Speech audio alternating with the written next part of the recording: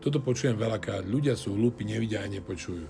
Ale ja by som povedal toľko. Ja sa starám sám o seba. Mne to je jedno, kto počuje a kto vidí a kto ako sa chová. Ja sa starám sám o seba. Dodržujem isté predpisy, isté zákonitosti a toho. Druhá vec, som zodpovedný, pretože viem, že moje dieťa sa neučí ani tak z toho, čo mu hovorím, ale z toho, čo vidí. Ak vidí pracovitého otca, mamu, tak dostane tieto danosti dostane. Ďalšia vec je poznanie toho, že v tejto chvíli, v závislosti od mojej emócie, v tejto chvíli ja ovládam svoju epigenetiku. Je to dokázaný fakt, to nie je, že ja som si vymyslel. A posledná vec, ľudia sú hlúpi, nevidia, nepočujú.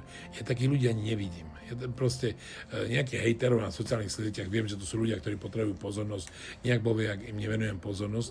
A ja som fascinovaný 5 ľuďmi, ktorí sú môjim vzorom v mojom živote.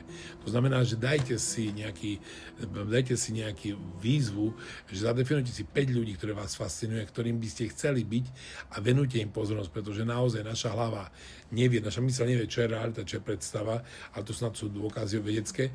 A druhá vec, náš mozog má tendenciu zrkadlenia, čiže akým ľuďom venujem pozornosť, takým človekom sa stanem.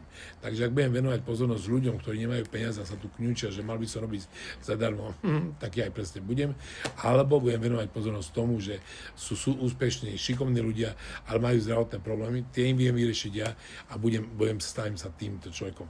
Takže stále voľba je len a len na vás. Preto hovorím, neriešte, či sú ľudia nevedomí, vidia, nevidia.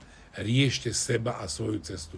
Každý túto danosť máme v živote od nejakej vyššej inteligencie danú. Krásny deň všetkým.